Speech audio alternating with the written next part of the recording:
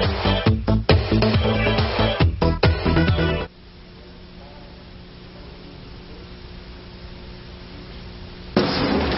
would ask the clerk if she would please call the roll.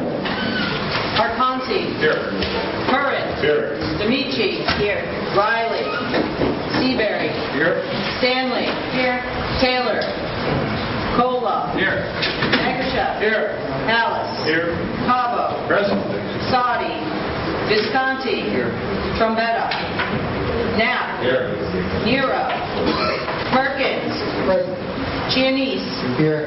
Rotello. Here. Teicholz. Present. Tamino.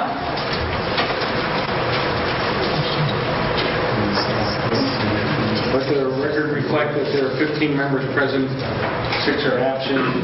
I know that Mr. Sadi is working late tonight in Hartford, and I know that Mr. Tamino is out of town on business. As far as status and the rest of them, I haven't heard from them, so I really can't say.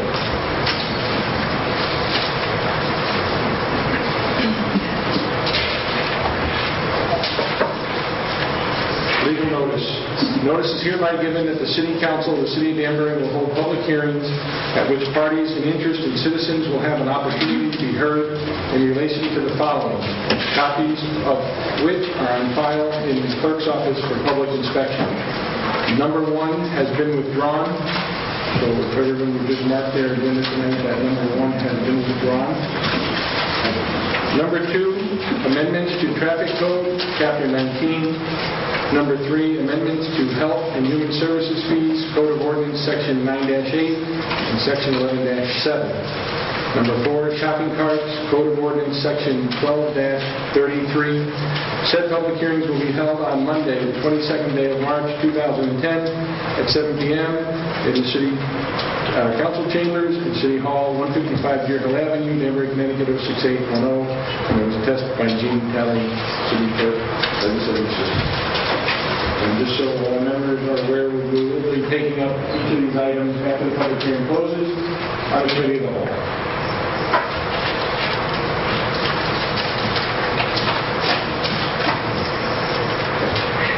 We just like to remind everybody that during the public hearing section of our meeting tonight, we, the council, are here to listen to your concerns on the items that are listed on the agenda. We don't answer questions. We will take those questions up if you ask them during the meeting as a whole and try to get the answers for you. Is there any member of the public that wishes to address the council on item number 2, amendments to Traffic Code, Chapter 19? Sir, would you please step forward? Would you please sign in and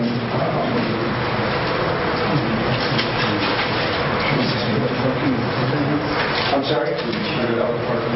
Yes, sir. This is for Chapter 19, Traffic Code.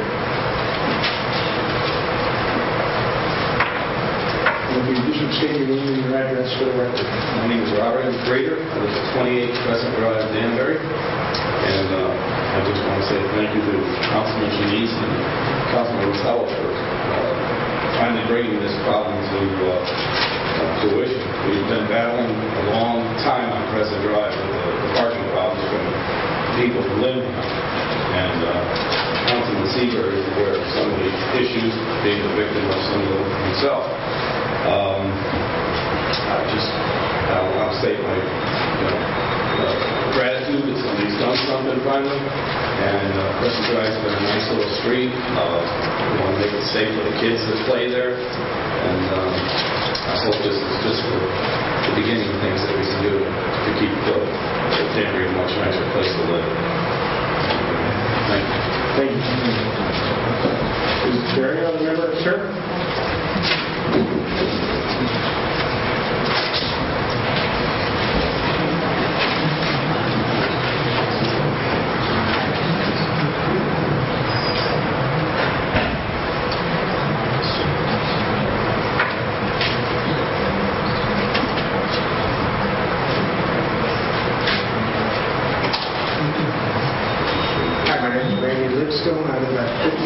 Park Avenue in Danbury on the corner of Crescent Drive.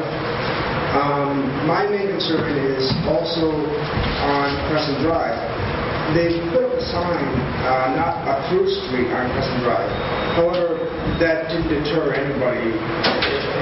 You know, people are constantly going through, not only going through, but speeding through. I just wanted you all to be aware of that fact. You know, and kids, I mean, you think of Horseshoe, you know, back there with people, you know, feel more safe, but it's not doing anything. You know, I just wanted you all to be aware of it. I know the issue is not Park Avenue speeding tonight, but and that's another issue altogether. Thank you, Mr. Member. Thank you. Any other member of the public wishing to address the council on item number 2, amendments to traffic code? Any other member of the public wishing to address the council on item 2, amendments to traffic code? Any other member of the public wishing to address the council on item number 2, amendments to traffic code? Seeing none, we'll move to item 3, amendments to Health and Human Services Fees, Code of Ordinance Section 9-8 and 11-7. Is there any member of the public wishing to address the council on item number 3? Any member of the public wishing to address the council on item number 3? Any member of the public wishing to address the council on item number 3? Seeing none, we'll move to item number 4, shopping carts, Code of Ordinance Section 12-33. Any member of the public wishing to address the council on item number 4? Is there any member? Mr. Urice.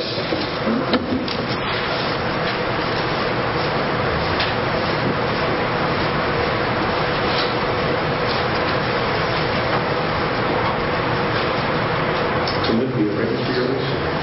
Pardon? It's Olympia Drive? I don't know.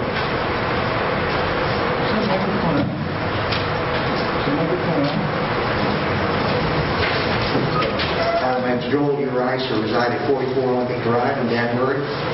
Regarding the shopping cart ordinance, I just want to say I don't think this ordinance as proposed goes nearly far enough.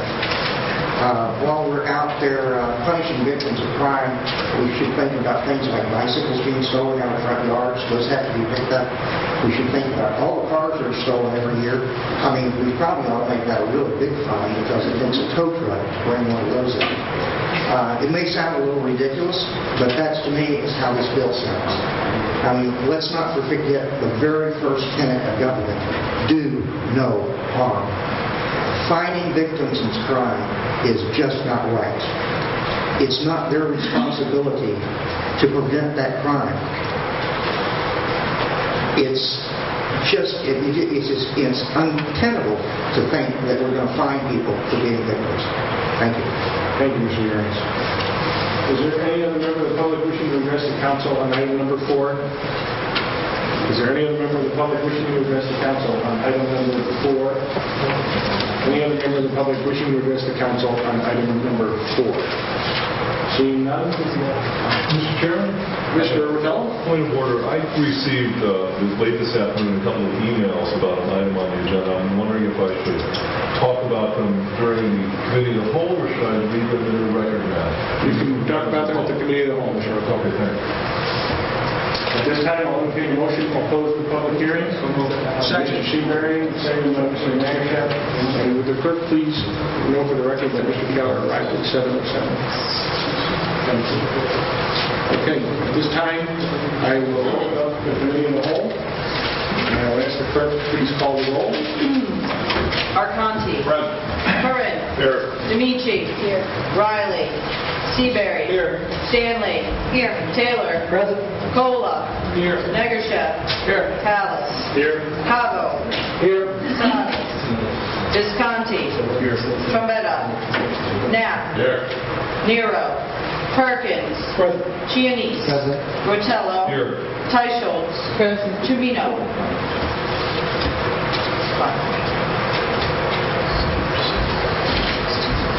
We let the record reflect that there are 17 members present and that we have 5 absent.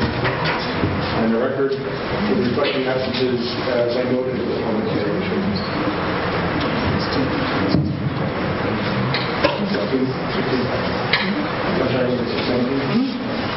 16 and 5. Okay. Item number 2, amendment to traffic code chapter 19. Mr. Pinter?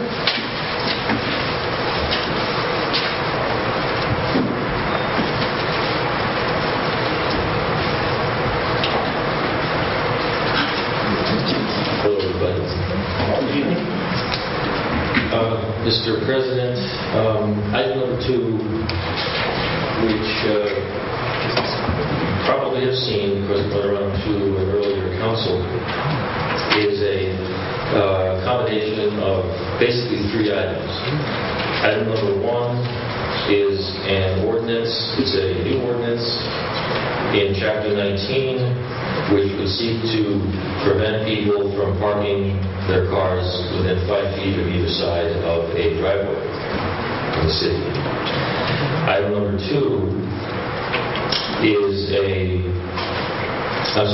first item is an amendment to an existing ordinance. It's an amendment. Item 2 is a new ordinance that would establish a limit of 48 hours for a person to leave a car parked in the same location on a city street.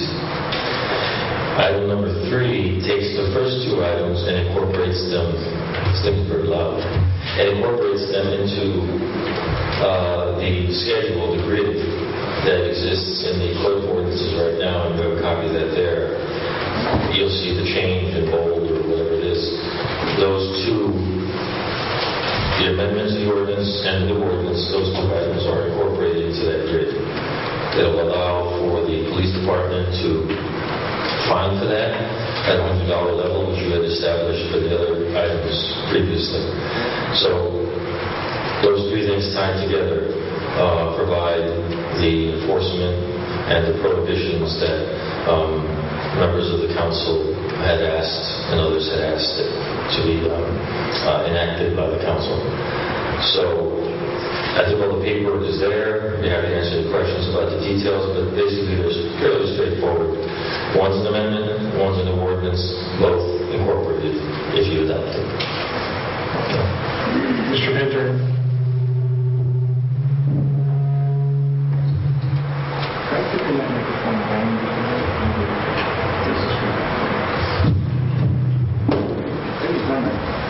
Just a quick question.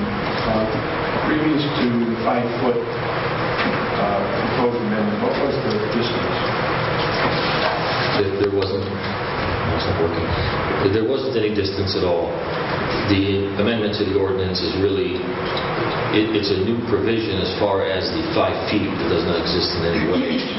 It incorporates it into an existing ordinance on obstruction of traffic. So the 5 feet is new. There's no 4 feet or 8 feet, nothing in there. It just puts it into an existing ordinance. That's what it said. Mr. Sheehan? Question for you, Les. Where did this distance come from? I mean, why are we proposing this 5 feet from either side of the driveway? There's no science to it. I mean, in discussing this with some of my clients here, the idea was that this would be an adequate setback for turning.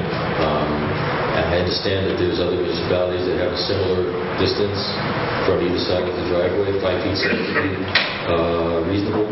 Could be 4, could be 6, but 5 feet seems to be not too much, not too little. Obviously, that can be enlarged or reduced, but that seemed to be the fair distance in order for people to come in, turning in, or turning going into the driveway.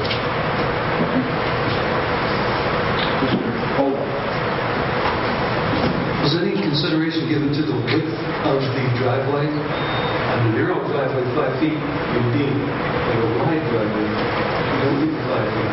Is it officer's discretion, or is he acting on a complaint, or is he picking it up himself?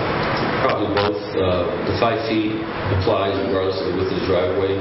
It's a turning radius more than anything else. So there's nothing in the proposed ordinance that has any designation of the width of the driveway. There are certain standards for new driveways, but there's no designation in this ordinance for a 10-foot driveway, 8-foot, or anything else. It just has the 5 feet on either side of wherever the driveway ends. Mr. Visconti? Thank you, Mr. President. To the Chair of Corporation Council. if this is passed, and a neighbor has a problem with a car that seems to be blocking the driveway or whatever, who are they going to call? No pun intended. They call the police. So we're going to dispatch a police officer. Is he going to have a tape measure to bring the search? Fair question. I assume that they'll have some way to measure. If the council enacts this, they'll have to figure out some way to measure for a violation, some way to find out if there's a violation or not. That would require some sort of measurement device. Thank you. Mr. Rotella?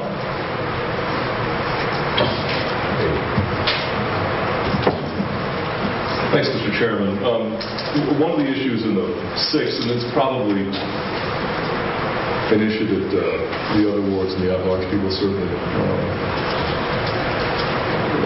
have experience with, is that the downtown neighborhoods have very small lots. Some of the houses on, let's say, Jefferson Avenue, Pleasant Street,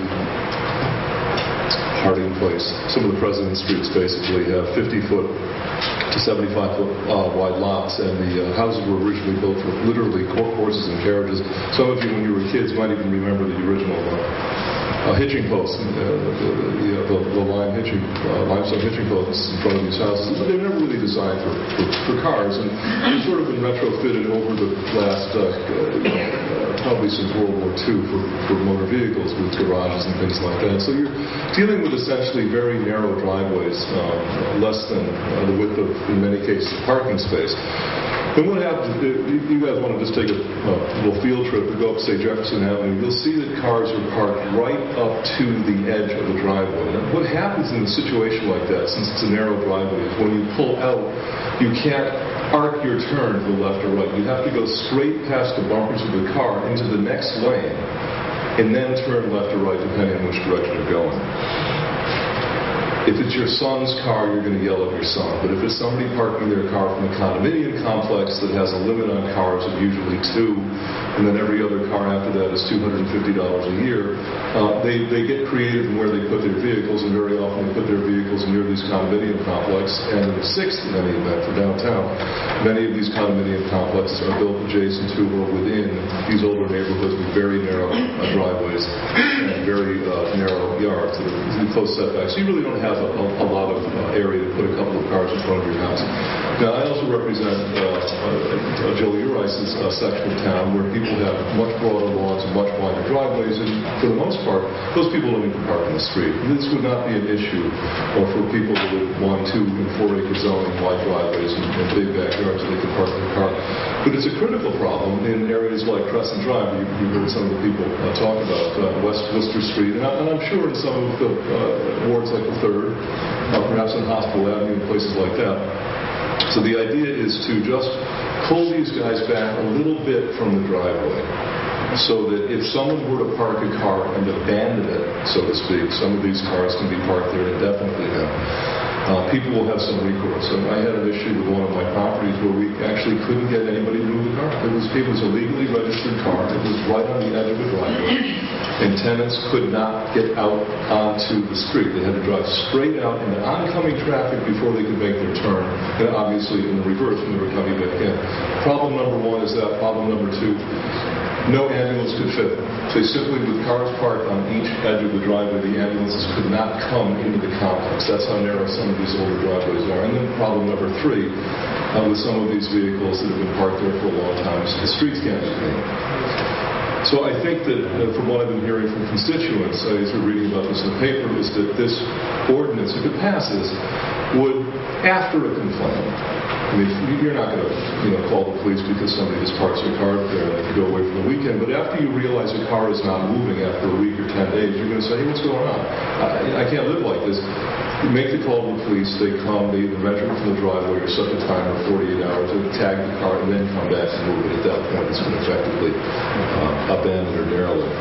Again, I don't know where everybody lives here, but if you live downtown, this is a problem that you deal with on believe me, a regular basis. It makes getting in and out of your driveway not only dangerous, but very difficult, and it's tough for emergencies. Forget about fire trucks, even things like ambulances, and even farmers with trucks can't do it. So it makes it tough.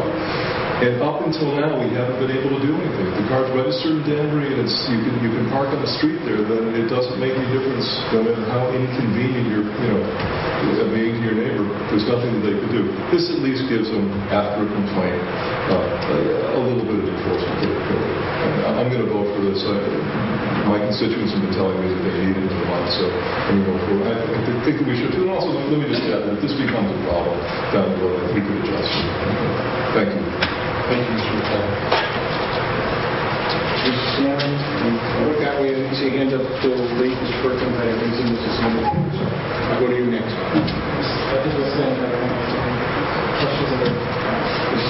Thank you. First, I'd like to start off by saying that when we go to vote for or against this change in the ordinance, it has to be done together. It can't be split. Okay, because the reason I'm saying that is, and this is just my opinion, and I just wanted to express my feelings towards it. I can understand in certain neighborhoods when there's not a lot of parking and the safety issue that may arise with cars being parked close to the driveways when people are pulling out. There's no sight, and it is dangerous, and even for children or whatever. But I do not agree with the parking longer than 48 hours. I have a luxury of being able to go home on a Friday night and parking my car in the garage, and sometimes my car doesn't move until Monday morning. Or when I was a stay-at-home mom and I had 4 children at home, my car may not move all week, but it's not abandoned. And I thought at the ad hoc meeting, one of the main concerns in enacting this 48 hours was for cars that were abandoned. And I think that we can determine an abandoned car by being neighborly, and I don't know if the unit would knock on the door of the person who owns the home, checking to see if it's registered, asking them if they could start the car, or finding out if it is an abandoned car or not. But if the car is registered and it doesn't say that you cannot park there, I cannot see putting a time limit. A 48-hour time limit seems too short of a time, and I think it's ridiculous. But I can support the 5 feet on either side of the driveway as a safety issue. People came out tonight. I appreciate your supporting your city and letting us know what your problems are in your neighborhoods. But with the 48 hours, I don't see that happening. Thank you. Mr. Kerr? Through the chair, Les, suppose someone has a big driveway, and I'll use myself as an example. My driveway is about 35 feet wide. Now, what happens if somebody parks in front of my driveway at my house? In front of the driveway? In front of the driveway, and they're visiting me. Block you in, for example. No, I'm not blocked in. They're visiting me. Is the car ticketed because it's in front of the driveway? It violates the proposed ordinance, and if the vehicle is closer than 5 feet to your driveway, yes. If it's a city road. Mr. Perkins? Thank you, Mr. President. Actually, I'd like to speak in favor of the 48-hour time limit. I did receive a couple of calls from constituents in the 5th Ward. A woman on 9th Avenue actually called and said that a lot of cars are parked there for extended periods of time. They don't have a lot of parking there to begin with, and then if you add the additional cars on top of that, there's nowhere for guests and other people to come over and visit on a short-term basis. So I think that having some kind of time frame would be a good thing, especially in those tightly settled areas. Also got a couple complaints from the Rogers Park area, cars parking all day long, day and night. And this would actually fall into that category to, prevent something like that from occurring also. 48 hours, I mean, the police officer still needs to get the call, show up, ticket the vehicle, return before a fine is issued, I do believe. Let me clarify it with Corporation Counsel through the Chairman. Mr. Mayor? The time limit, Dwayne, with respect to the 48 hours would probably commence at the time the complaint is made. There's no other way to really do it. Okay. That's all. So the officer comes out, clock starts at the phone call, does he tag the car and return for a fine? How would the whole process roll out? I could have the chief speak to it also, but I believe that the police officer would come out and, through some means, begin the timing of the 48 hours. And again, the police would have to figure out a way to encompass that time frame, so that they probably would mark on their records in some way that this is that within a certain period of time, 48 hours from the call, let's say, they would return and then ticket the car at that time when the 48 hours expire. Do we need to verify that with the chief, or that's good? Chief Baker? Presence is requested. I'm here. You have a ticket book in your back pocket? Pardon me? You have a ticket book in your back pocket? I know, but we have a bright red sticker we call a red ball. And they go out and chalk the tires or mark the car in some way. They place that red sticker on the car and notify the owner that it's been chalked and the clock is running. They'd return in 48 hours. We do that now with abandoned cars, and a lot of times we'll find out it's properly registered and completely serviceable. Not a lot we can do about it because there's no other ordinances to cover it.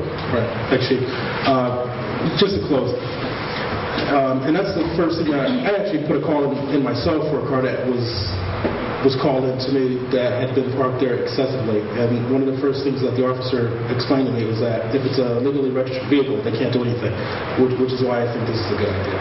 So I'll be supporting this ordinance, or not ordinance, but. Thank you, Mr. Perkins. I'm sorry that I missed you after Mrs. Stanley. Mr. Cheney's. Thank you. I just want to do through the chair. First, I just want to follow up with Chief Baker. And could you use your microphone? Thank you. I just want to follow up with Chief Baker. Can you just give the procedures? How will you determine whether a car has been abandoned or not? Because the reason why I bring that up is the example I'm going to use did happen on Crescent Drive. I think the story was told to me that there was a car parked on the street for over 3 weeks. And after several phone calls was made, it was given back that there was nothing that the police could do because it was legally registered. And it wasn't until the car was damaged. I think they broke the mirror, they broke some of the windows.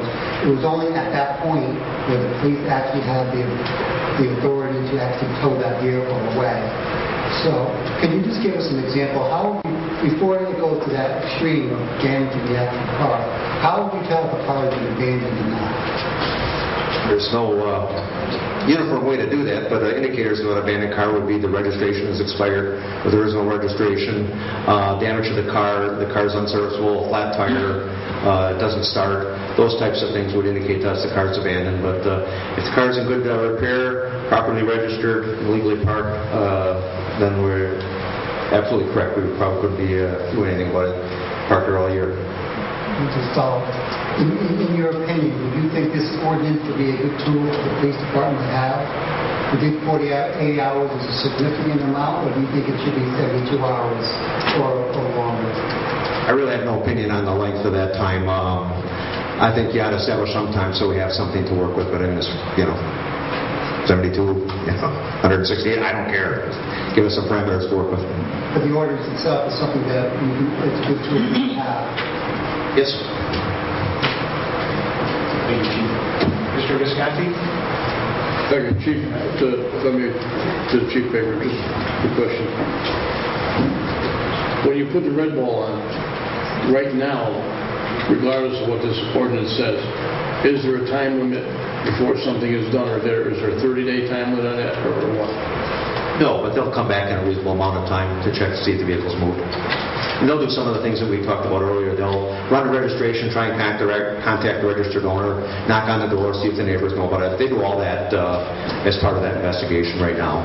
So, in your opinion, then, the 48 hours fits into the time frame of actually doing what you're doing now with the red ball? Yes. Is your department equipped to handle something like this? After it's implemented, if it is? On complaint, we'll be able to handle it, but I mean, it's not something we're going to be out, looking for violations. But that's how we handle amended vehicles now, is upon complaint. Thank you, Chief. Thank you, Mr. Wisconsin. Mr. Taylor and Mrs. Sanders. My concern would be, I'm lucky enough also to have off-street parking, to have a garage. What would be the situation of someone who did not have that ability to park off the street and they happen to go on a 2-week vacation? And they had a neighbor who was unfriendly, and they called the police, say this car has been parked here for 3 or 4 or 5 days, and the police department can't contact the owner and say it was me, I came home from vacation and my car's been towed simply because I was on vacation. I agree we need a time limit. I think 48 hours is too short of a time. Thank you. And Mrs. Sanders? Thank you, Mr. President. I would just like to reiterate what I said before. Obviously, after listening to everybody up here, we consider a car abandoned after it's left longer than 48 hours. I don't believe that makes any sense to me, just like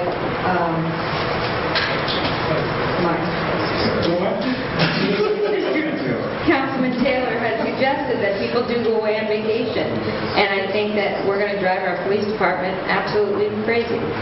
Many people leave for an hour to go shopping and come back, and park in the same spot, because people that live in small areas almost claim their spot, and we all know that. When they live in an area, it's almost like in New York City. They have their spots, and they might not even argue over it, but that's where they park their car, in front of their house. So I just think that a car that's parked, I don't care how long it's parked, people start to claim their spots because they live there. And you cannot say that just because it's parked there longer than 48 hours, it's abandoned. I think there's other ways of determining whether a car is abandoned or not. Thank you. Thank you, Mrs. Sanders. Mr. Arcati? Thank you, Mr. President. I think this is going to open up a huge can of worms for our police department. You get a vindictive neighbor, they can call on your car every day. Or how is the police department really going to determine this? Now, I understand there are certain areas of town where there's limited parking, and we have remedies for that already. We can put signs up. We have signs around town that say 1 hour parking. We can expand on that. The chief of police is he's the traffic authority. If he wanted to put down 12-hour parking signs up, in that case, that's pretty easy for us to enforce. But what would stop me, Mr. President, from just calling up about your red pickup truck parked on the street saying that thing's been parked there for 3 days? How is the police department really going to determine that car's been parked there that long? I think we're opening up a huge can of worms, and we could have elderly people who may leave their cars in legally registered, properly parked cars on the street. So now where they have to go out and move the thing? I mean, that's just ridiculous. And it could very well be that cars, as Councilwoman Stanley said, these cars could be placed back into their spot, and other neighbors may believe that those cars have not moved in quite some time. I think it's a huge problem for the police department. I will not support the 48-hour rule. And you mentioned about an amendment to this ordinance. Well, if somebody wants to we get to the point where someone makes a motion. Oh, I'm sorry. You can certainly make a motion with a change in it from what's proposed. Oh, thank you. And then we would send that to the council, and we would refer back to public hearing, and we would do this again in future meetings and April and May. Thank you, Mr. President. Thank you. And just for the record, Mr. Seabury drives a pickup truck that's the same color. He's parked on the street, and I don't Mr. Seabury? Thank you, Mr. President. And by the way, my truck is even in town. I have to address this. I've known Bob Creeder for 35 years, and he's lived in Crescent Drive for at least that. And I know exactly what he's talking about, and Randy as well. But people from Lindenrod Apartments, or condos, whatever they're called, they're overcrowded over there, and they don't offer a significant amount of parking spaces, so they just filter out onto Park Avenue and then come into Crescent Drive. Bob and Randy live right at the end there, closest to Park Avenue School, and those cars are basically, they can be parked right in front of Bob's driveway. And when he comes home from work, he can't even park there. We've had the issue there. When I owned a piece of property over there, they were coming down. There was one morning I went over there to do some work at the house, and there was a car parked in my driveway. And I didn't do a thing to it. I called the police, and they were able to take care of it.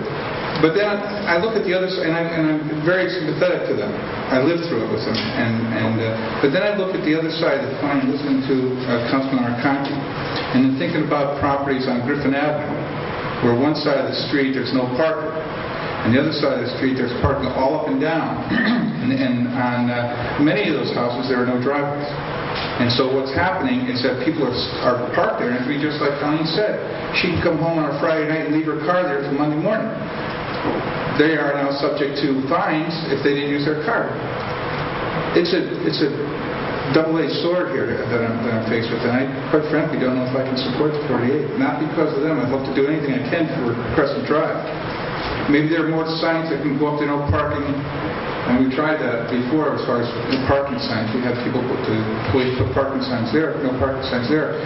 But people just abandon that, and then you can call the police station, and the chief will send out people to ticket the cars, but they're back next week. So it's a tough call on my part here. And this will be my final. I'm not sure how to do this, but I would like to split the question. And do I have to make that a motion? Well, if you decide, when I call for a motion, if you want to make the motion, I certainly will entertain a motion for you. I just want to know when I do that. After the motion? You can make the motion to state that. I would like to make a motion at this point to split the vote for each ordinance. You want to accept the ordinance change or the ordinance amendment to support the 5-foot rule, but you don't want to support the 48-hour. Well, I want my fellow council people to vote on that issue separately. Second. You're saying that you just make a motion to accept the 5-foot rule and not accept the 48-hour rule. Well, I don't have a problem with that, but maybe somebody else may not agree with me. To divide the question, all you have to is ask for it. There's no vote. I'd like to divide the question. And then you make a motion after that. So you divide the question, I'd like to and then somebody can make a motion on that divided item. Okay. I'd like to make a motion to divide the question. Second. So your motion and second to divide the question. Okay, I'll try your minds on that. Any discussion on that? Mr. Chair, through the chair to Les, do we need to make a discussion on dividing the question? No. The ordinance provides that any member can ask for a division of the question when the Senate admits of it, and based on the discussion, it does admit of it. Okay. So any one member can ask for a division of the question where it's appropriate, and then you make a motion on that divided item. Right, but we've successfully divided the question because Councilwoman Stanley has just done that. Right. He doesn't need a second. No second, no discussion. We've divided it. Now the next step would be to make motions on divided aspects of this. Right. Okay. I'd like to make a comment before we go down that one. Would your call for the second? Councilwoman Stanley, we're already divided. Just to respond to a couple of comments. I think the idea that vindictive neighbors would be abusing a 48-hour rule is, I don't want to call it a straw man, but I think it would be, I wouldn't rule out the possibility in a city the size of Danbury, but I think basically, if you're going to make a habit of making false police reports, at some point you're going to have to pay the piper. If you say that, Councilman Arcani's truck was parked in front of my house for 3 days and they show up and they red tag it, they bump into Councilman Arcani, and he says, I just pulled in I was at City Hall, I was on TV.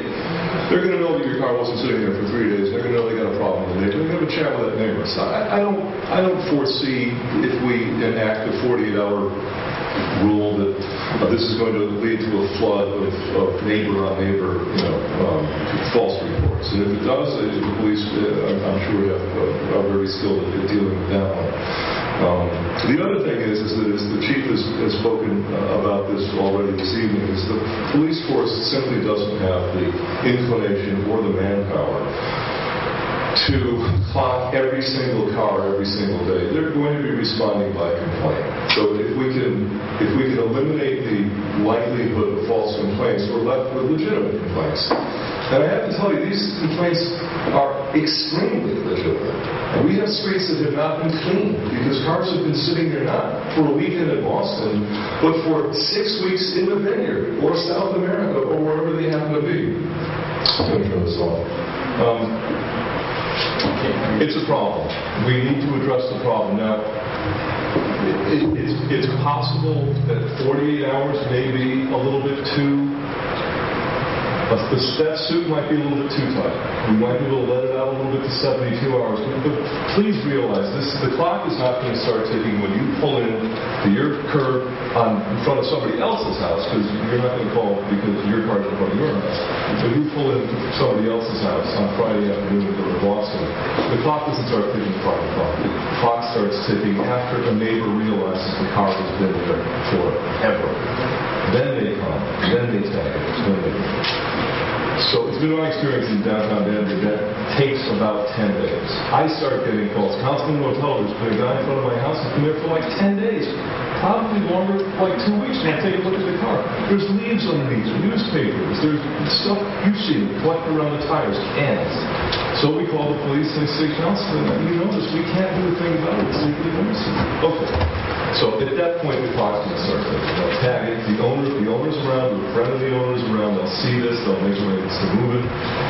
And I got to tell you something else. If I decide to park, which I'm not going to do that off-street parking, I'll make arrangements to somebody else to off-street parking. But if I didn't have off-street parking and I had to park my car on the street and I was going to go to Italy for 6 weeks, I would make arrangements with my neighbor. Hey, I'm taking off. Here's my keys. Can you move it? And so on. I mean, I don't want the street cleaners to have to go around. Can you make it look like it hasn't been abandoned so it doesn't get stolen? So I don't want we're not living in Mayberry here, but the thing is, it might even be possible to call the police department and tell them what's going on. I mean, look, I didn't abandon my car. I'm going for a couple of weeks. My grandmother's sick. I got to take care of her. In rare instances like that, I think that we can work around this. And again, we could be flexible. I wouldn't be adverse to an amendment that extends the period from 48 hours to, say, 72. But remember, that clock doesn't start ticking until someone has had it up to here with the fact that that car has been in front of your house for weeks. And at that point, they're ready to take a baseball bat to the car. I'll leave it there. Thanks. Thank you, Mr. O'Donnell. Mr. Visconti, Thank you, Mr. President. I'm just wondering, before we do vote on this, is there any other item on here that, we're going to have to take apart and have something vote on, or just this going to be the only one that we're going to have to vote on? So just put the vote. Mr. Fisher, if I'm correct, it's going to be only on the 5 feet of the driveway and the 48-hour. Correct. Councilman Visconti, since you already divided the question on the 48-hour, you also separated out the other item, which is the 5-foot on either side of the driveway. So you're voting on that separately as well.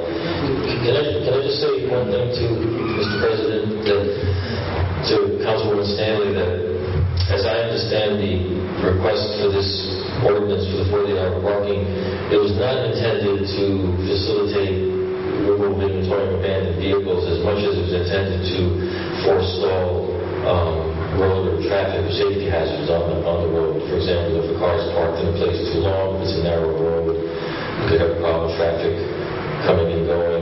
That was the concept, rather than, you tag the car 48 hours and you regularly try to tow it, that's not the intention, is to figure out whether it's abandoned or not.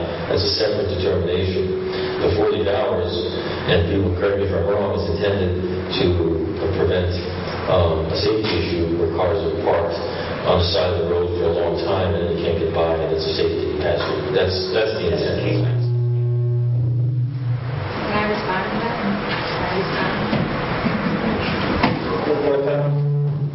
Actually, you have to respond. I'll bring you the fourth on this. I understand the language, and I understand that there's a safety issue, but it sounds to me that the areas that we are talking about are congested areas that don't have parking in a driveway or on the streets.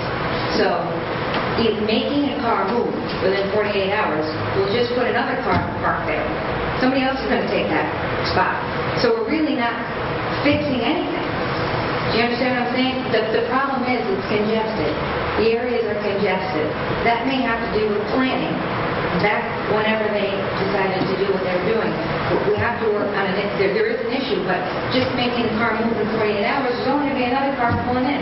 So is Mr. Ortel is he going to be happy if it's just a different color car in front of the house? I mean, there's always going to be a car parked there. There's no parking. The issue is there's no parking. I think that's one of the issues. The only item I was addressing is the policy decision is yours, of course. The only issue I was addressing is what is coming to you. What's coming to you is not really an enlargement of the towing or abandonment of vehicles and all that issue. What's coming to you is less than that. It's a narrower question. It's simply a traffic issue related to parking. Policy issue is yours. If it's too short or whatever, you don't like it, you can decide against it. But that is why this was crafted, not to allow for additional abandonment of any vehicles. It was just to deal with the safety problem. Mr. Taylor? Thank you, Mr. Chairman. It seems to me if it was a safety issue that the police would already have a prerogative to move that car. If it was an impediment to traffic or if it posed a safety issue, I would think the police would, without question, move the vehicle. If that's the intent of the rule, I think that needs to be stated in the ordinance. That if we're addressing a safety issue is one thing. If we're addressing a parking issue, I think it's a totally different issue. Thank you. Thank you, Mr. Taylor. Mr. Knapp? Question to Mr. Pinter, possibly the Chief. Could you clarify a statement that Councilman Arcani made earlier regarding the authority of the police chief or parking authority to mark certain areas? Because it seems that the argument here is more about the downtown areas than it is the exterior areas of the town, obviously the most congested areas. And is there an ability for either the police chief or the parking authority to create, possibly on Crescent Street, a 12-hour parking, a 24-hour parking, a 36-hour parking? What is their authority there? Is that something that really, truly has to come through us? It should come through you because mostly it's a citywide enactment. If you're going to, not you, but if the city's going to, let's say, cherry pick locations, I think the chief can do that with authority he has already under the statutes. But here we have a citywide proposal that you decided to do by ordinance. And in that case, where it's citywide, the council has to enact it. The chief can address this also, but I'm convinced that he's got authority in certain segments of the city based upon specific problems act. Exactly. So if in fact we have to split the question, we do deny the 48-hour time limit tonight, we want to get a live parking. What you're saying is that those areas that are congested, where there are concerned residents, there are council people obviously fighting on their behalf, that they truly could connect with the police chief and get those areas marked. I believe the chief has the authority in the event of a jamming or a safety issue or a blockage or some other event like that that's isolated. He has the authority to deal with that. What he wouldn't have authority is to deal with a broad enforcement. That's normally given by the city council. Mrs. Peschels, for the first time. Thank you. Through the chair to Chief Baker. The town I grew up in, the city I grew up in, we had alternate side of the street parking just for those reasons, for street cleaning, for just protection to make sure there weren't abandoned cars. Has that ever been looked into as an alternative on certain streets? I realize there are some streets that wouldn't be possible, but would that be an alternative anywhere? Town I grew up in also had alternate side parking for snow plowing and for street sweeping. It also kept the abandoned cars off the street, kept the cars moving. I think it's a good idea, but Danbury seems to be pretty conservative when it comes to parking and imposing government regulation for those types of things. So I guess I would agree with Mr. Pinter in his remarks that this is a legislative decision. This is not something that will become a police problem. We're there to implement your will, but you're the ones that have to establish that will of that policy. And just in general speaking, I'm really opposed to putting up a lot of signs. We have enough sign pollution here in Danbury, and so I get a lot of requests to put up signs, but I use that power very sparingly.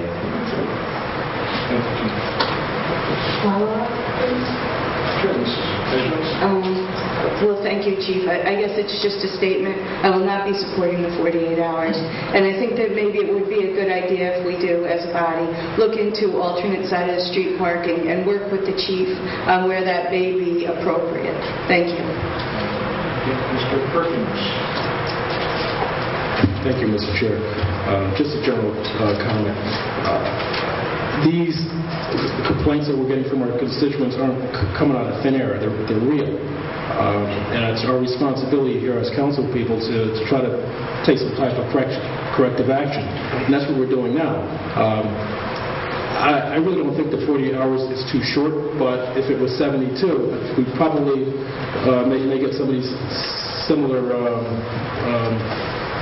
concerns from the opposition.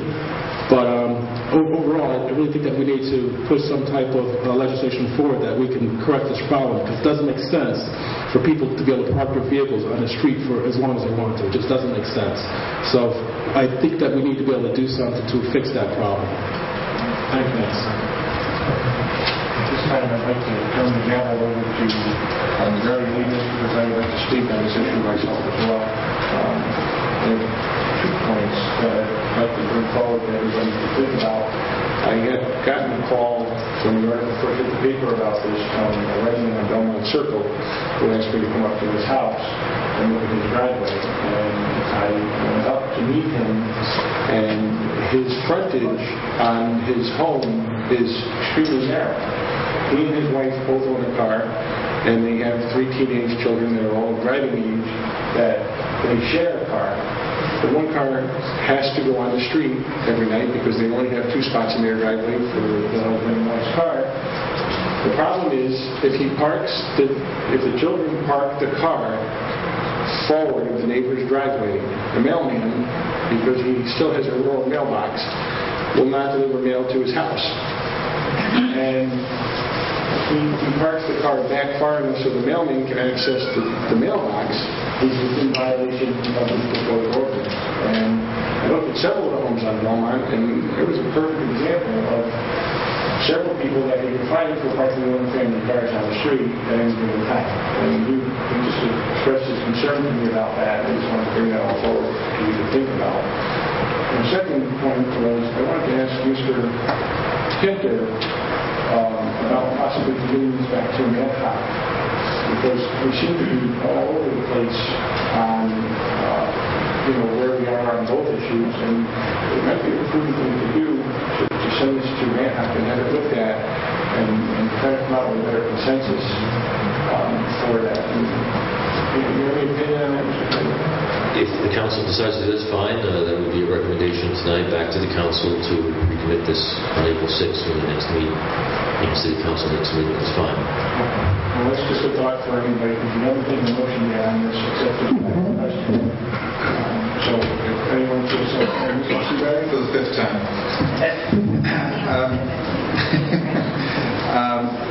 That stated, I think it would be prudent to send it back to an ad hoc, and I would like to make a motion to do so.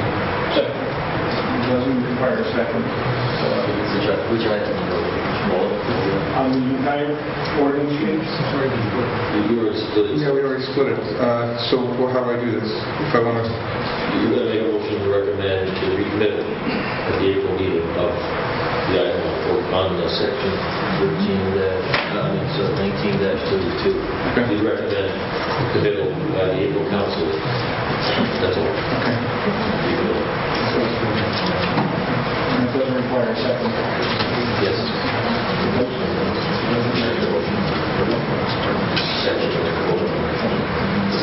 So we have a motion to refer the first item, which is the 19-32. 31, I'm sorry, 31. 19-31, to an ad hoc, and then the council's April 6th meeting to refer this back to an ad hoc. Do you have a second on that? This is kindly seconded. Any discussion? Mr. Raquel? Just help me out here. We're sending the 48-hour proposal to an ad hoc, not the 5-foot. What are we doing? The motion on the floor would recommend to the April Council to recommit the 48-hour legislation 19-32 back to a committee. But not a 5-foot. Not the 5-foot. We'll take that one up as a second part. No, that was part 2. But no, but correct me if I'm wrong. If we send this to the council, there are essentially going to be 2 new items at next month's meeting. Is that correct? Correct. They'll come back as, I don't know how they'll show up on the agenda, but you'll have to divide them again over there.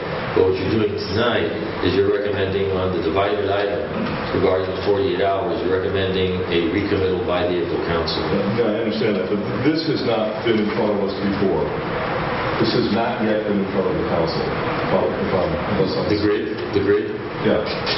It was before you in March, and it was referred to this public hearing. Okay, we did have the grid. Because I know we had the proposed ordinance, but I didn't see the grid. The grid is here, and the grid will follow. So the grid would be the second, April would be the second time for the grid? Yes. Because this doesn't count, it's really the whole thing. Okay. Okay. Are we discussing the motion, or we're going to discuss the motion to refer to an ad hoc? Yeah, I would support sending the 48-hour proposal. Let me just add, imagine how your person in Belmont Circle would feel if somebody else's car was parked in front of this house for 8 weeks, and the police kept telling him, "We're sorry, Mr. Smith, you can never park in front of your house as long as this guy's here, we can't touch this guy's car."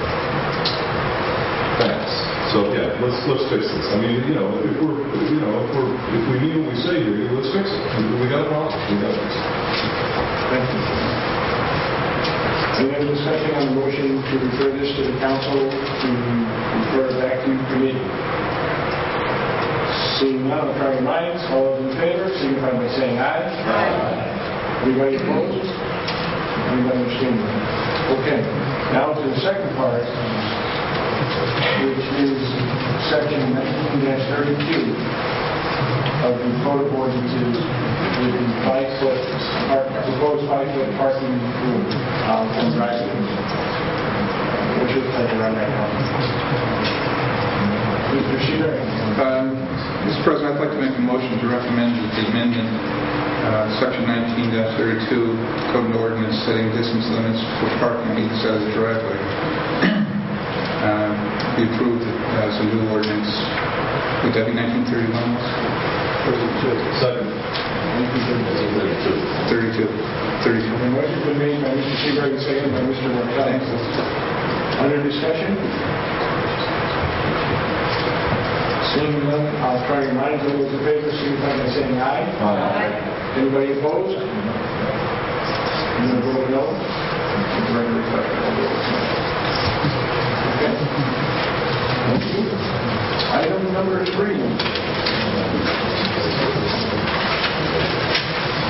This is a Code of Ordinances with regard to health and human service fees, section 9-8 and 11-7. Mr. Chairman, I'd like to recuse myself. Mr. Chairman. This is the meeting. Recuse yourself as well.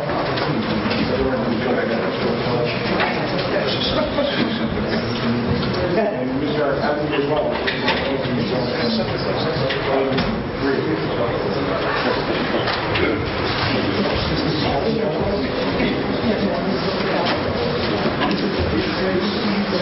you.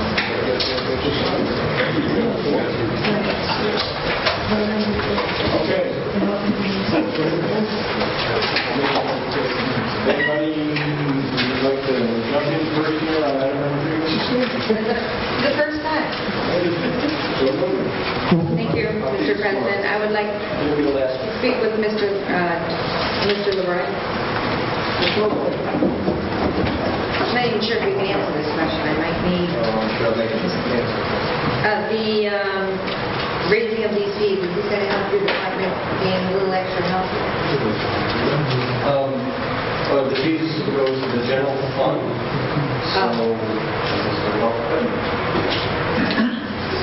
Thank you. Anybody else wish to have a discussion about item number 3? Seeing none, I'll entertain a motion. Call Mr. Cheese. Just a little housekeeping, just Corporation Council. Since three council members have recused themselves, for this change our quorum, since we only have 13 members. It won't change the quorum, it'll change the number for a majority of the present quorum. You have 13 members now, so the quorum will be 7 people instead of a different number.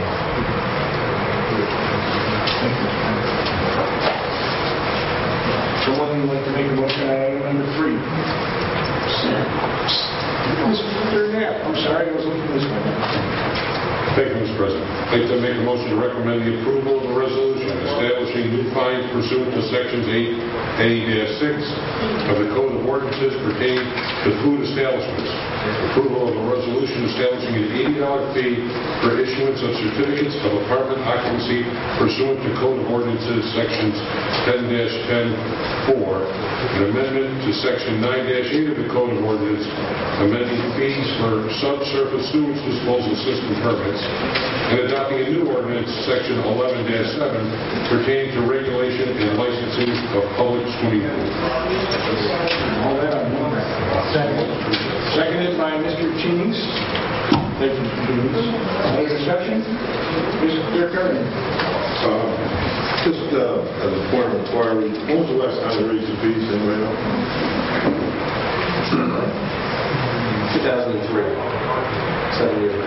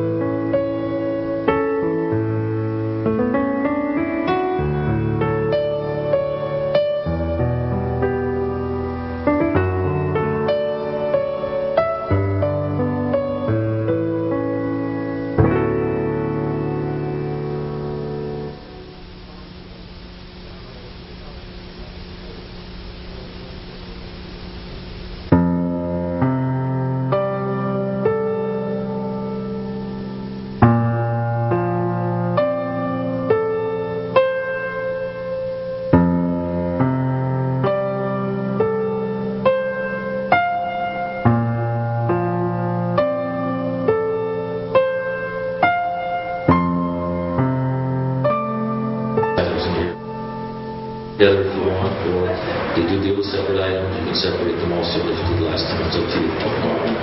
If I'm not mistaken, I think Mr. Knapp made the motion that included both. Right, that's fine. That's a good motion if you want. Okay. Thank you, Mr. Kennedy. Okay, seeing no more discussion, I'll try your minds. All those in favor, signify by saying aye. Aye. Anybody opposed? Anybody abstained? Actually, that was quick.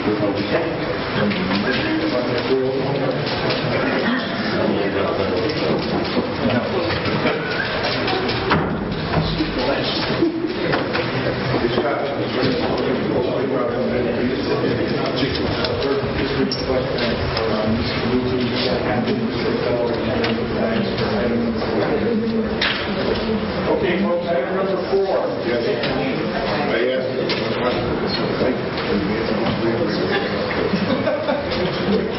Who would like to first bite of the apple on this? Mr. Curran? I'll take the shot. This is the shopping cart, correct? Yes, sir. All right. I feel very strongly that the supermarkets have a responsibility to take care and maintain where their carts are. It should not be the city's responsibility and the cost of the city to collect them.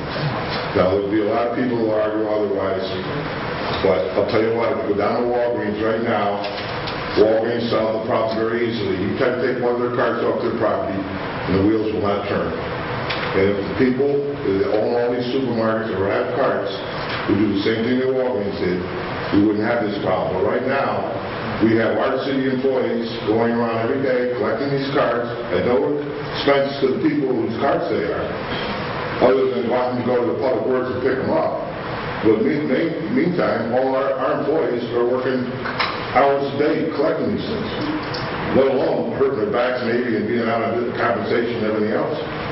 And people should be responsible for their own carts. You go out Stop and Shop in Mill Plain. They have a man out in the parking lot all the time. Now, granted, I don't think anybody's going to walk away with a cart out Mill Plain because I don't know where they're going to go. But they're out there watching the carts. It's a $100, $200 item. But I believe very strongly in this. And again, if down to Walgreens right now trying to walk away with one of their carts, it ain't going to happen. Thank you. Thank you, Mr. Chairman. Mr. Taylor. Thank you, Mr. Chairman. I concur with Mr. Curran. I'm not familiar with the process that Walgreens uses for that, but I know I have been in different shopping facilities around the country, and there's certain places if you want a shopping cart, you have to put a deposit in the, just like an airport. If you want a baggage cart, you put a deposit in the thing to release the shopping cart, and when you take that shopping cart back, you get your money back. I would assume probably a system that Walgreens uses would probably be more workable, but I do concur that it's the responsibility of the shopping center or the supermarket, whoever has those carts, to be responsible for them. And if the city does have to continue to pick them up, that if they want to retrieve that cart, they should pay $25 a cart or whatever to get those carts back. But we need to put the responsibility on the backs of the people who own those carts. Thank you. I'm glad you're able to get back in your seat. That's what I should. Well, I guess I'll look at this from a different angle. Here we have an individual or a corporation that puts their trust in Danbury. So they move a business here. They pay all the permit fees. They pay real estate taxes. They pay property taxes on those very carts that are being taken. They're paying periodic health department fees, fire department inspection fees. They're paying fees for their weights and measures. And they're employing people. These people are helping the quality of life in this city. On the other side of this, we have a thief. Someone who takes this cart and willingly takes this cart and walks down the street with it. That is larceny. And I have no mercy at all for larcenists at all. Perhaps it's because of my years as a police officer. I know that if someone stole something from me, the only thing that's going to give me any satisfaction is they serve a long stretch of prison making big rocks and the little rocks. But that's another story. I personally think there should be a zero tolerance for this. I know that if it was my shopping cart, I want the person arrested. I don't care what their situation is. They took the cart from me. Our taxpayers are out there. They're working on tight margins, an awful lot of money being spent. I will not support fining them or, the property is stolen property. So the city is going to hold for ransom the stolen property. I guess that's the way I'm looking at this. It's just wrong. If you're going to pick them up, bring them back to the stores and let them conduct their business. I mean, it's very tough to run a business. There's an awful lot of money spent. There's an awful lot of soft money out there. A lot of things people don't see. And I'd like for everyone to understand that. And I will not support any more taxes or fines or fees on our, that are unnecessary, such as this. Thank you. Thank you, Mr. Arcadi. Mr. Visconti. Thank you, Mr. President. Over the last 9 years, I've had the opportunity to sit on a lot of ad hoc committee meetings. But I honestly have to say, none were as maybe drawn out or as hot and heavy as we were talking about the shopping carts situation. If I may, through the chair, I would just like to get some information for all of us here tonight from Mr. McWell, from the unit, as to what they actually have to go through in picking up the carts and their method of what they have to do. And then I'll have a follow-up. Mr. McWell?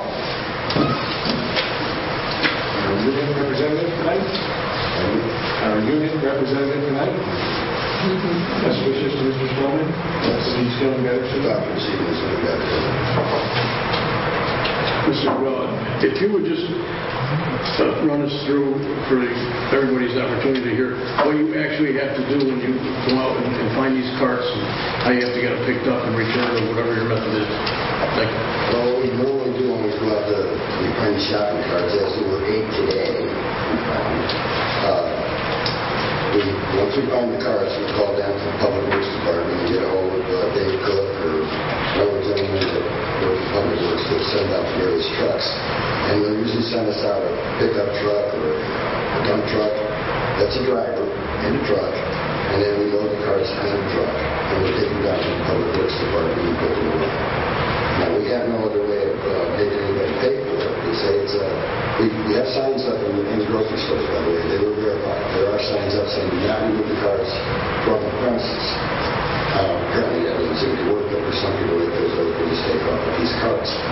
Now, it's my understanding that these carts are in the neighborhood of $150 to $200 each.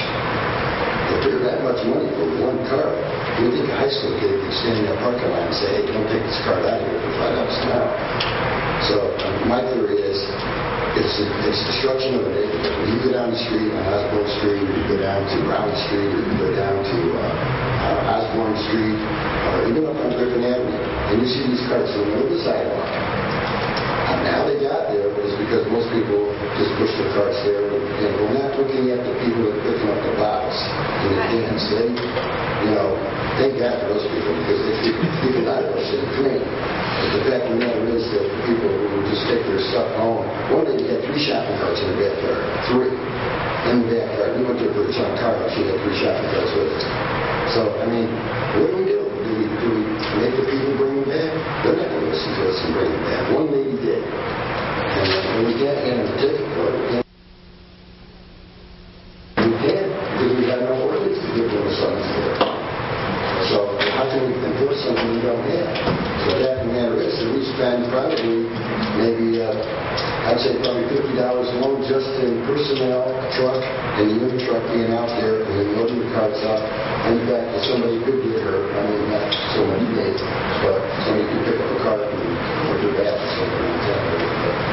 But it's a problem, and it degrades the neighborhoods when you see these carts all over the place. We're trying to keep it clean, and apparently people just do it so they can put these carts out there. It's not in every neighborhood, but they are on Downhill Avenue too. We got them up there. So, to answer your question, that's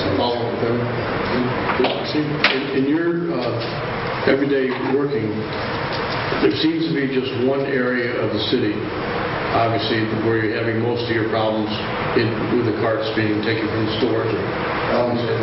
Primarily in one area, but the carts are marked. We know where they come from because it's right on the handle. Have you talked to the owners of these stores at all? Oh, several times. And what has been their response? Their response is they send out a truck once a week to pick up the carts. The stores? The store does. They send out one box truck once a week. And we have seen the truck. It comes out once a week. In the meantime, how many carts can be out there before they get picked up? They wind up in the Still River, the kids take them.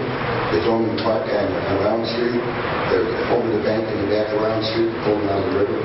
So the stores have made some kind of attempt to pick up the carts? Yes, sir, they have. Yeah. Okay, one more follow-up, if I may, to Attorney Pinter. Your story. Wow. Attorney Pinter, Corporation Counsel, as you point. In your opinion, passage of this legislation as it reads now, with increased fines and so on, is that going to help the city, or as my colleague, Councilman Arcani stated, are we doing more harm by putting more fines on the establishments? The ordinance that you have is, and this gets back to something I want to address to Councilman Taylor to his remarks before about the other ordinance matter. Most ordinances are intended to impose a general message, if you will, to the public, to the violators. This is one of those, the shopping cart ordinance. So to answer your question this way, then, by implementing or adopting an ordinance, you're sending a message out to the parties who would be violating the ordinance as an entire message, as opposed to having, let's say, signs on 2-3 streets, as we discussed before. Two ways to handle the problem. So this one would address the problem in the sense that merchants would be put on notice that they have to institute measures, take steps to prevent the proliferation of shopping carts out of their parking lots, to take it from parking lots. Okay, so that's one element of what this ordinance does. The second element of this ordinance is by pure virtue of the fine, $50 fine. That is a second and more direct means to discourage a merchant from allowing those carts out. So I hope that answers the question. It does two things. So it would have some effect. No one knows what effect it would have. It depends on the price, as Larry said, the price of the carts and all the rest of that. So you wouldn't really know. What it tries to do is a broad prevention and then a targeted fine. Thank you. Mr. Cheese, and then Mr. Perkins. Thank you. Through the chair to the union. When you go out on a daily basis and you see these carts and you call Public Works, why don't you just call the store? Instead of calling Public Works to say, we have 8 of your carts here, come and pick them up. Give them some leeway. That you don't call the stores. I mean, there's 8 of them, and it'll be worth their while to come out and get them. In all honesty, we've been to the stores and told them about the shopping carts being down there, and they come out and said, well, we'll send somebody down. It may be days before they send them down. We're not going to just send somebody right out to pick them up. That's not happened yet. And also, there's a possibility, Mr. Cheese, that they're not all from the same store. So now you have to make multiple calls. You have to identify the carts and then make multiple calls to multiple stores to get some of them out.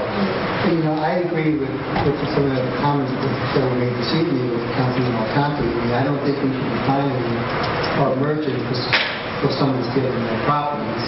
Now, I'm a big believer that you've got to give them some avenue of recourse for them to get their carts back before we charge them, not necessarily a fee, but what we call a storage charge. But I think if you have these things in Public Works, that we give them 24 hours or 48 hours to pick up these cars, and they fail to do so, then I think we should charge them. Because we had it there for a certain period of time, and we gave them the opportunity to get their carts. And I also agree that we do need to discourage it to keep happening. But I think we have to play the other role as well, at least give them the opportunity to get their carts. And I know this has been a big issue over time. And just like the parking issue we had before, I think we really need to recommit this back to an ad hoc, so we can really debate this a little more. Instead of really debating this on the diet this evening, I think a lot of us have a lot of comments that we can at least address, make this a better ordinance, and give more. I mean, I think I can make a motion to have that 48-hour requirement put in. But I think we should at least discuss it in ad hoc to see to make this ordinance work. But the way it's written, I don't see it working. I see it more determined for merchants than actually trying to make this better for the city. Thank you, Mr. President. Councilman, point of information. If we pick up these carts and we bring them to Public Works, and we notify the particular store involved that we have his carts at Public Works, and he fails to pick them up within a certain or reasonable amount of time, then I think a $50 fine is justifiable at that point for the labor and the taxpayers' money that was spent to pick up the cart and bring it there. I agree with that. I mean, our time is as valuable as that store owner's. Right, but you just said you gave it a reasonable amount of time to pick them up. But the fine should still be in place to pick the cart up if he doesn't pick it up within a reasonable amount of time. I agree with that. But again, that can't be, that's not in the current ordinance. Right, And to put that in the ordinance, do another public hearing. Mr. Perkins and then Mr. Martello. Thank you, Mr. Chair. I did hear some interesting points that my fellow councilman brought up at the other end of the day. We are nickel and diming our businesses, and I wasn't aware that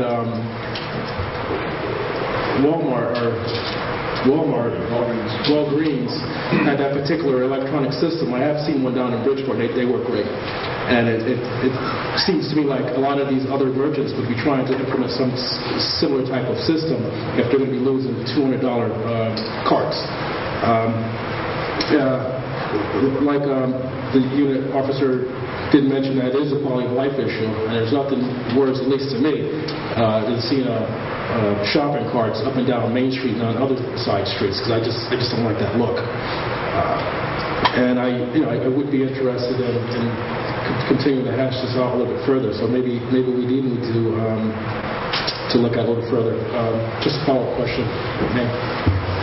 How many of those carts actually don't make it back? How many do you all destroy, if any? To my knowledge, these carts are stored down at Public Works for a random period of time. Maybe they might be there 60 days and then they get crushed. 60 days? They crush them. And then they crush them after that, probably? Right. So, ultimately, what's going to happen is if the people don't start picking their carts up, they're not going to have any left because they're all going to be crushed. So maybe this would be that better served than ad hoc. So someone makes a motion, I'd be willing to support it. Thanks.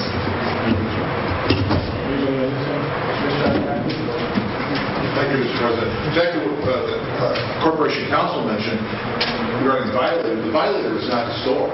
The violator is the person who takes that cart.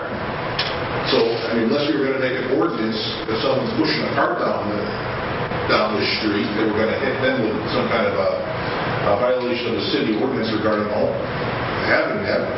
Let's face it, it's larceny. I don't see how what you said there, Corporation Counsel, correlates with the violator. The violator is the person who takes the cart.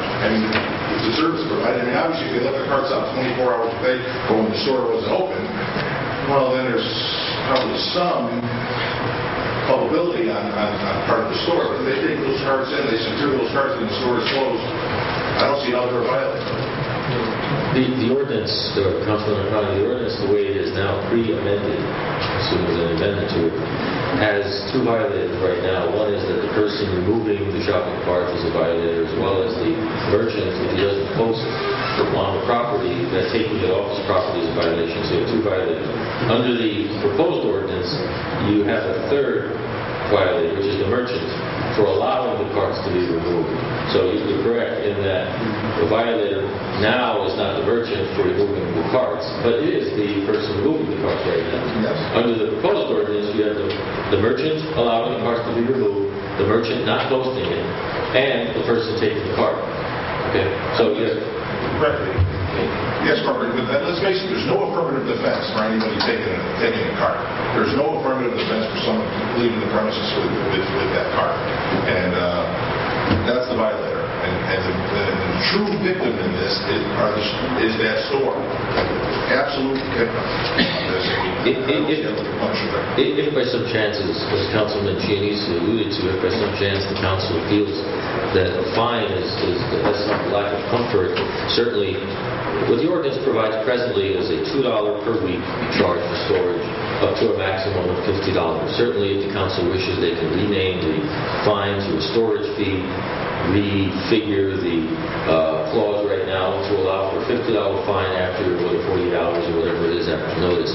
That's another option you have. You can call the fine something different so it doesn't have a sense of harshness. Maybe that's some folks won't mind. Mr. Carney and Mr. House. Yeah. First of all, it's not a victim as long as there's a solution. And there is a solution. It's a Walgreens solution. Now, maybe we could make an ordinance that forces all the supermarkets to do what Walgreens does, put the system in all their carts. Then we don't have to worry about it anymore, and then they're not getting fined anymore.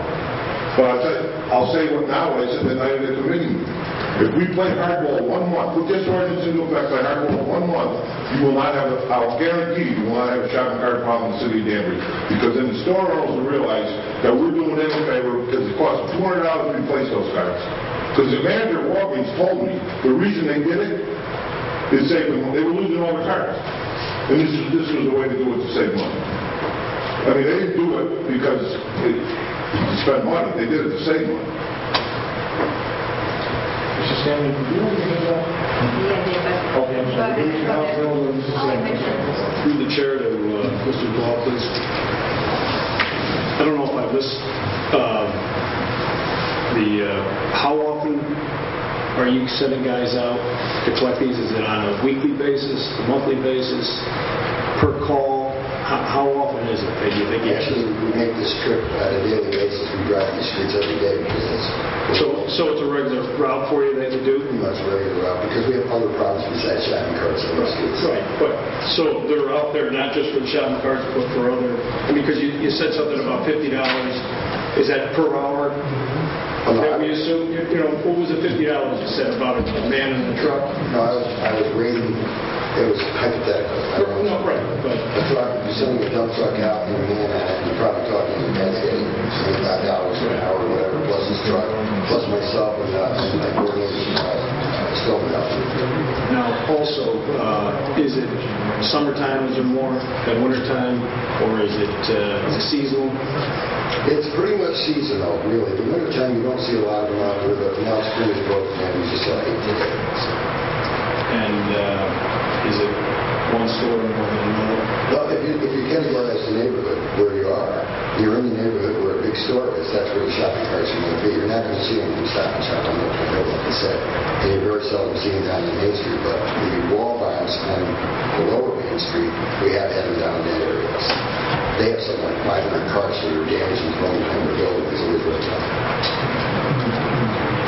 Thank you. Mrs. Hagan? Thank you. This is to Mr. Miguel. Earlier you said that we cannot fine the people that are removing the carts. Can you just reiterate what people can we not fine? When they take the carts off, if they have a sign in their building that says that they're not supposed to remove the carts, and you see them with the carts, why can't you fine them? Because we don't have the authority to find them. Or whatever. Okay, the police department. Why don't you call the police department and have them take care of it? That's usually how it goes. I suppose you could do that, but I think... But you said that there are some people that you don't mind taking the carts? Well, I'm saying there's some people you wouldn't want to take a fight to. You have the old lady walking down the street with a whole thing of So we're going to determine who can do it and who can't do it. Well, yeah, I know what you're saying. You're right. We can't do that. We have to do that person too. I also feel that, and this is my opinion, I also don't feel that the city of Danbury has the right to tell businesses what they need to do to run their own business. And my next question, thank you very much, is to Chief Baker.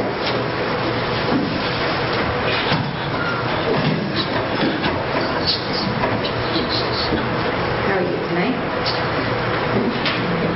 Thank you. Thank you. Chief Baker, let me ask you a question.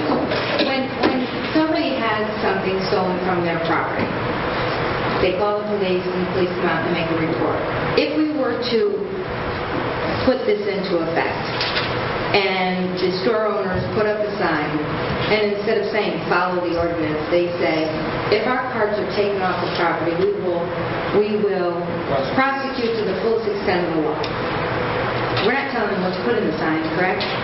But what we're saying is we want them to post a sign and we want to alleviate the problem. And instead of putting it on the business owners who, are paying taxes in this community and offering a service, if we have, and I do agree with having the stores put the signs up and pretty much scaring the people so they don't take the carts off the property.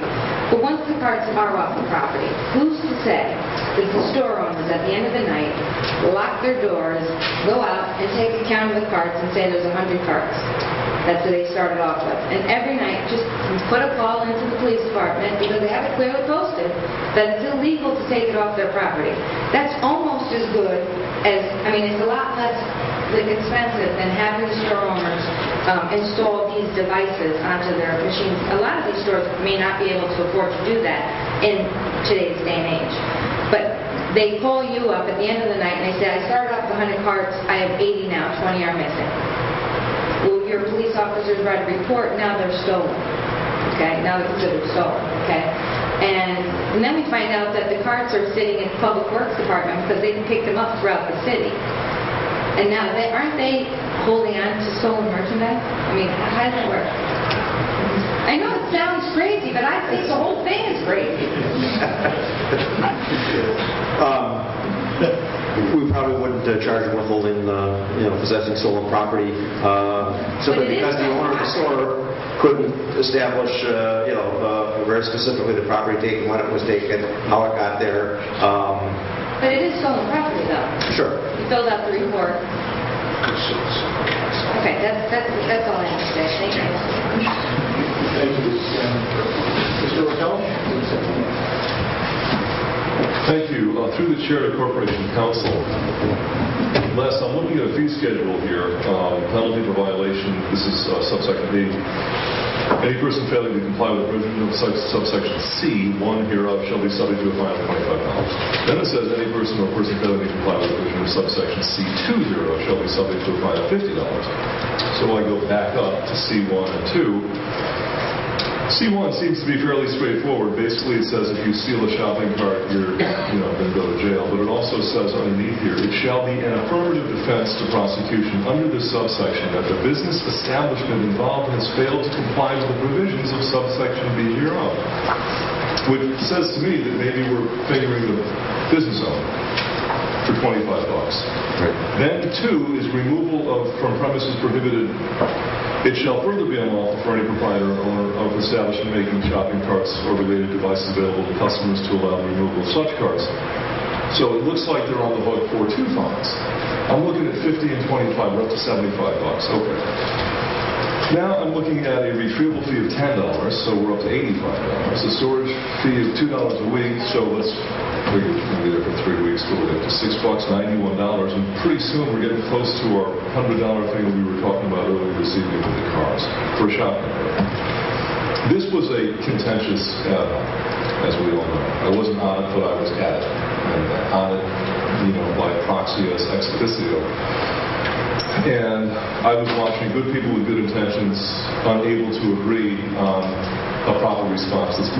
We know, and I'll stipulate, that shopping carts clogging up storm drains in particular in places like Linebrook and Still River intersections is not a good and healthy thing for the city. We know that.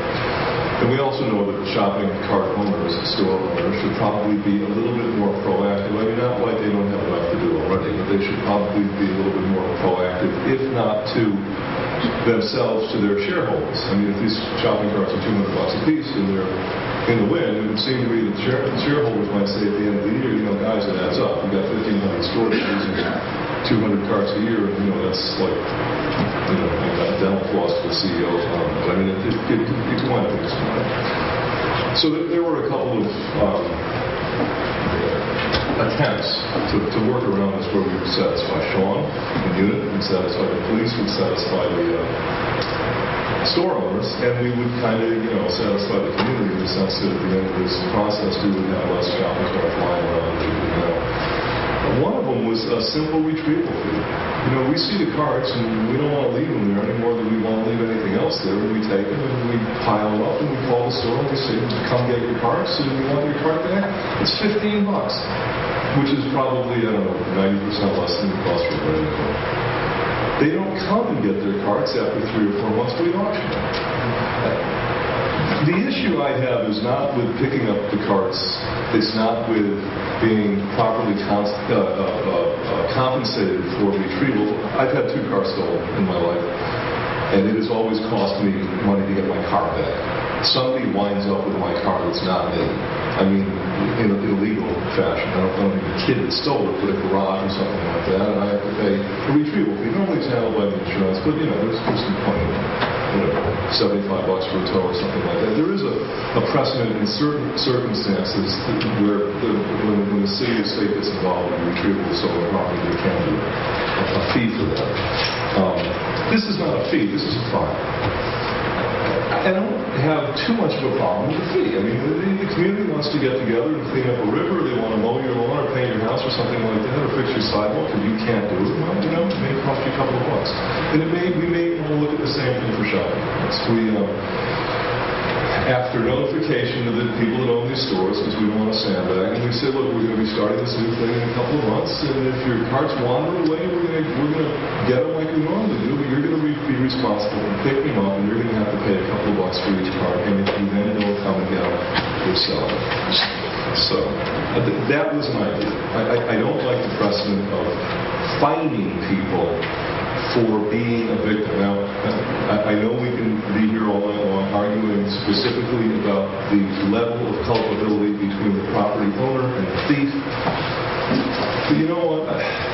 People have big TVs in their living room, and they have picture windows, and is that an invitation to steal a TV set? I mean, you can make that case. Lawyers have made that case. I don't happen to agree with it. I think you ought to be able to control yourself. If you see some property in somebody's house or in somebody's car, you should be able to keep your hands off. I don't think that if you can't, it's the fault of the property. However, if it leads to, like car accidents can lead to costs incurred for cleaning up intersections and for sprinkling, clay on roads and things like that can incur costs in fire departments, and some of these emergency services want to be recompensed for some of these things, not all of them, some of them. You can make a case, and I will more often than not agree with you. I think this is that case. I think that we can rewrite this so that we don't set a precedent of fining people for being victims, even if they are partially, to some extent, at some percentage, at fault. I would be very much in favor of sending this back to ad hoc, where we can hammer it back out again at another, I'm sure, contentious ad hoc, but I think we're kind of on the same page here as we realize that it's a problem. We can fix it, and maybe we can kind of do the same thing without necessarily punitively fining the property owner for the loss of the property. I'm not going to speak for Mr. O'Connor, but I mean, that might even satisfy him. I don't know. I mean, it's certainly removing the fine from this ordinance would satisfy me. But as it is, I am not in favor. Believe me, I'm not voting to keep shopping carts in Blind Brook. I represent Blind Brook, and the flood's enough already. We got to get them out of there. But there may be a different way to do this. Thank you. Thank you, Mr. Wisconsin. Thank you, Mr. President. I was on the ad hoc committee, and it was a very interesting meeting. We brought this back to the committee as a whole to discuss it, which we have done here tonight. And I totally agree with most of the statements. But again, we could be here for another couple hours like we were that night. So I'm going to make a motion to send this back to the ad hoc committee for further study and perhaps change some of the items that are in here. The motion's been made by Mr. Visconti, seconded by Mr. Giannis. Any discussion on the motion to refer this back to the ad hoc? Seeing none, I'll try your minds. All those in favor, signify by saying aye. Aye. Anybody opposed? Anybody abstaining? This will go back to refer back to the ad hoc in April 16th. Thank